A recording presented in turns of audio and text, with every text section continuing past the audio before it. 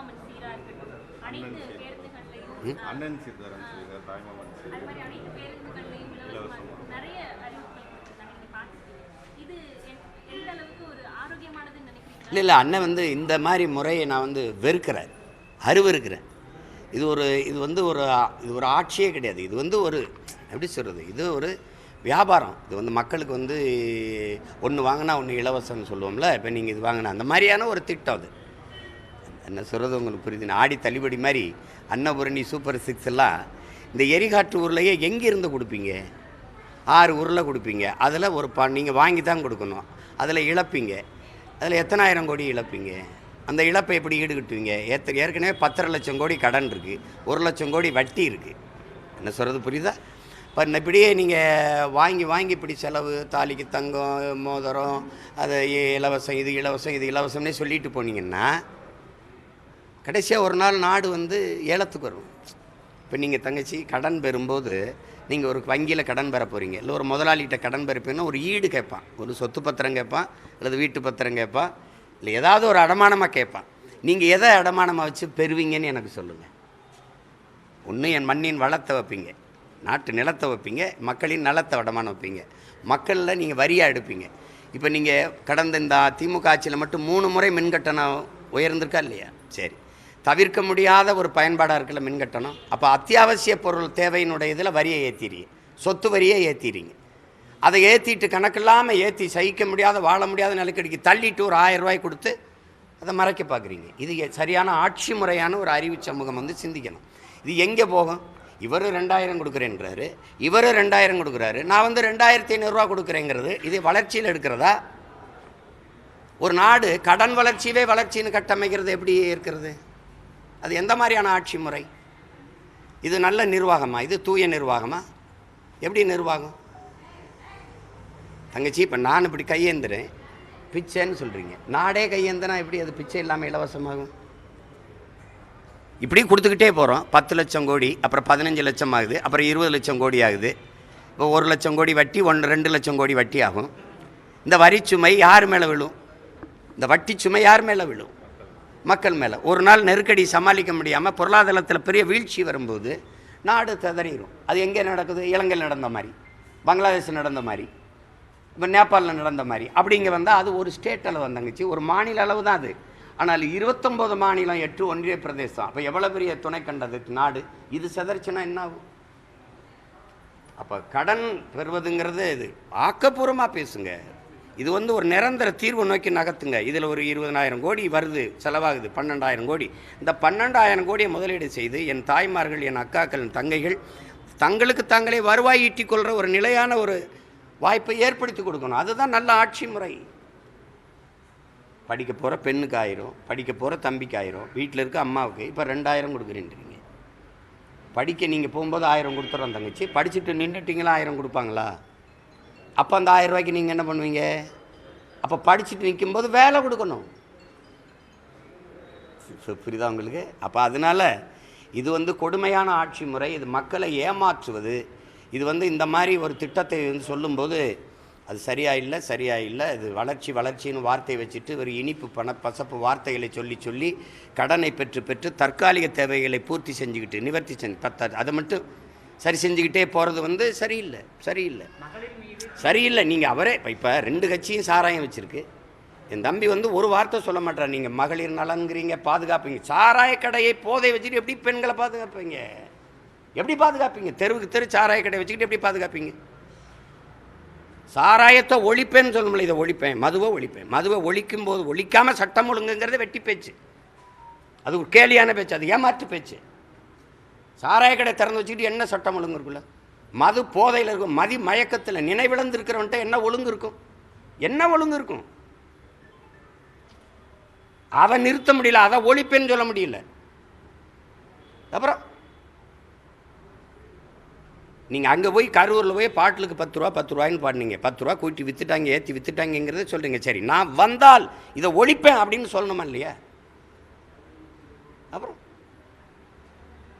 இலவச பேருந்தெல்லாம் நீங்கள் எப்படி? நான் உங்கள்கிட்ட தங்கச்சிட்ட ஒன்று கேட்குறேன், நான் இலவசமாக உங்களுக்கு மின்சாரம் தந்துடுறேன், நீங்கள் வீட்டை விட்டு வெளியில் போகும்போது அந்த மின் விளக்கையோ அல்லது குளிரூட்டியோ மின் விசிறியோ தொலைக்காட்சியோ அணைச்சி விட்டு போவீங்களா? மனச்சான்றுக்கு எதிராளாமல் பதில் சொல்லுங்கள். அணைச்சி விட்டு போவீங்களா? இலவசம்னா பொறுப்பாக அதை அணைப்பீங்களா? எவ்வளவு பொறுப்பற்று பயன்படுத்துவீங்க? அப்போ இலவசம்னா அது எப்படி கவனக்குறைவாயிரும், பொறுப்பற்று போயிடும். பொருளின் அருமை தெரியாது தங்கச்சி. பொருளின் எது ஒன்றும் அதான் சொல்கிறேங்களே, தாய்ப்பாலும் தண்ணீரும் மலிவாக கிடைப்பதனாலேயே நீ மதிக்க மாட்டேங்கிற. பூமி உன் காலுக்கு கீழே மிதிபடுவதாலேயே அதன் அருமை தெரிய மாட்டேங்குது. நீ மதிப்பை எதை மதிக்கணுமா மதிக்க மாட்டேங்கிற, அதை மிதிக்கிற. நீ எந்த பொருள் இலவசமாக இருக்கணும்? அறிவை வளர்க்கும் கல்வியும் உயிரை காக்கும் மருத்துவம் தான் தரமாக எல்லாருக்கும் சமமாக இலவசமாக இருக்கணும். நீ அறிவை கொடு எனக்கு, அதுக்கேற்ப வேலையை கொடு, நான் பழச்சிக்கிறேன். உயிரை காக்க மருத்துவத்தை தரமாக கொடு. நீ அமைச்சர்கள் முதலமைச்சர்கள்லாம் போய் தனியார் மருத்துவமனையில் படுத்துக்கிறீங்க, நாங்கள் எங்கே போய் படுக்கிறது? அரசு மருத்துவமனை அரசு மருத்துவத்துறைக்கென்று நீங்கள் ஒதுக்குற நிதி எங்கே போகுது? என்ன தரம் உயர்ந்திருக்கு? மருந்தின் தரம், மருத்துவத்தின் தரம், இல்லை மருத்துவ கட்டடத்தின் தரம், மருத்துவமனையின் தரம் ஏதாவது இருக்கா? ஏன் ஒவ்வொரு அறையும் பிணவர மாதிரி இருக்க? எப்படி இப்போ தரம் அங்கே இல்லை? தனியார் பள்ளிக்கூடத்தில் இருக்க தரம் அரசு பள்ளிக்கூடத்தில் இல்லையே. ஒரு முதலாளியால் கொடுக்க முடிகிற கல்வியை ஒரு 8 கோடி மக்களால் நிறுவப்பட்ட ஒரு வலிமை மிக்க அரசால் தர முடியலன்னா அரசு தோற்று போகுது, கையாளாமல் போயிடுது. அப்போ அந்த அதிகாரம் யாருக்கு? எதுக்கு இத்தனை கோடியை செலவழித்து நீங்கள் வென்று வரீங்க? இப்போ குறைஞ்சது 3000 கோடி முதலீடு பண்ணுவீங்க இந்த தேர்தலில். வென்று வந்து மறுபடியும் 30-40 கோடி சம்பாரிச்சுக்கலாம், அவ்வளோதானே, வேற என்ன? மக்களுக்கு சேவைங்கிற ஒரு புனித அமைப்பாக இருந்தது அரசியல், லாபம் ஈட்டும் தொழிலாக மாற்றி நிறுத்திட்டார்கள். அரசியல் விடுதலைன்னு வந்த அரசியல் இயக்கங்கள் அரசியல் வியாபாரமாக ஆயிடுச்சு.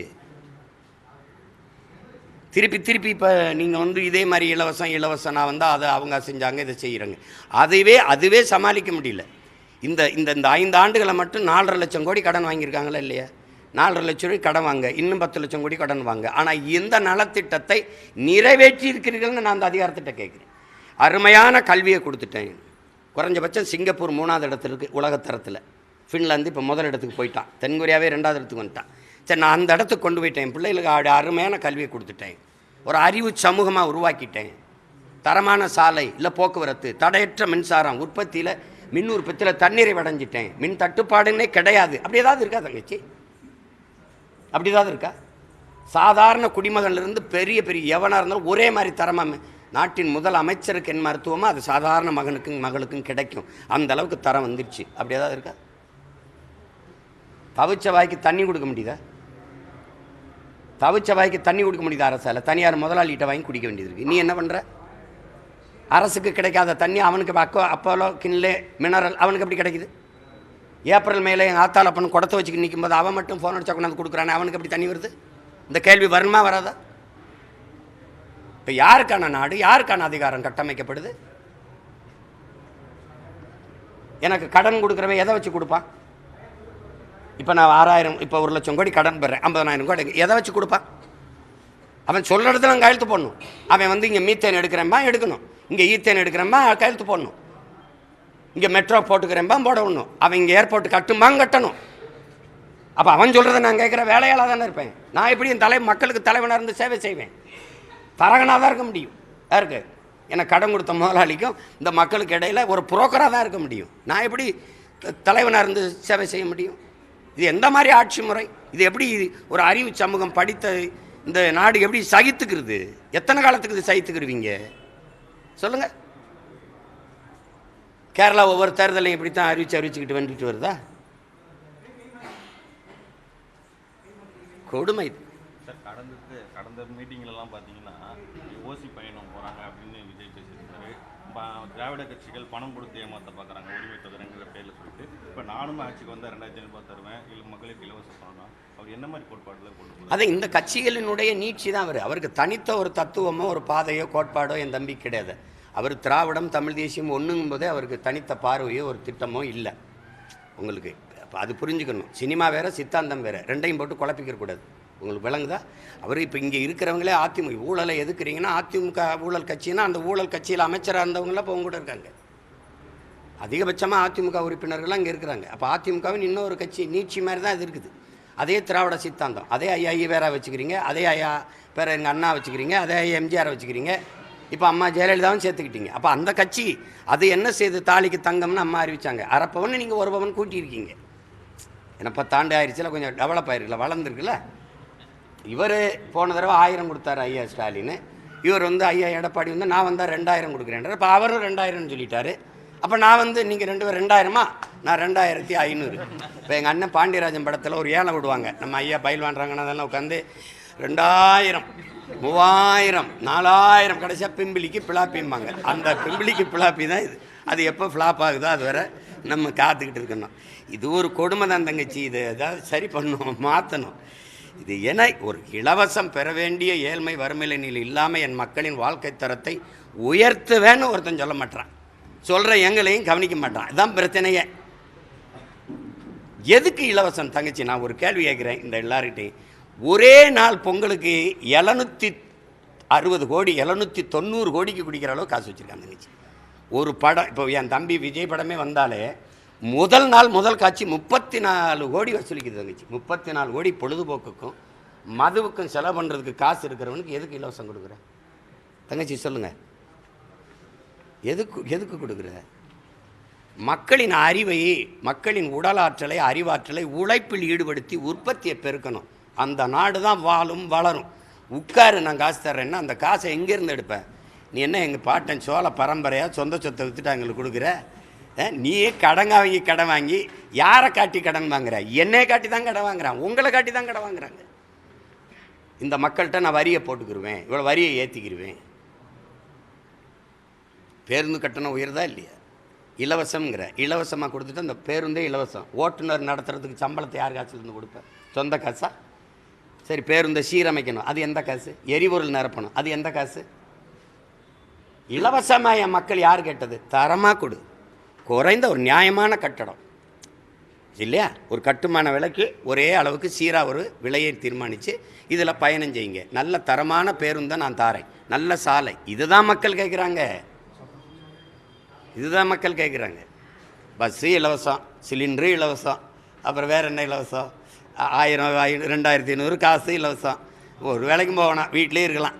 1,26,00,000 மனங்களை வென்ற தந்தி டிவி யூடியூப் சேனல். தவிர்க்க முடியாத தம்ப்நெயில்ஸ், கலக்கலான கான்டென்ட்ஸ். நீங்களும் இந்த குடும்பத்தில் இணைய இப்பவே சப்ஸ்கிரைப் பண்ணுங்க. அசுரபலம் கொண்ட எங்கள் டிஜிட்டல் கரங்களில் உங்கள் விளம்பரங்களை சேர்க்க வாட்ஸ்அப் பண்ணுங்க. 893988883778. Email advttv@dttv.in.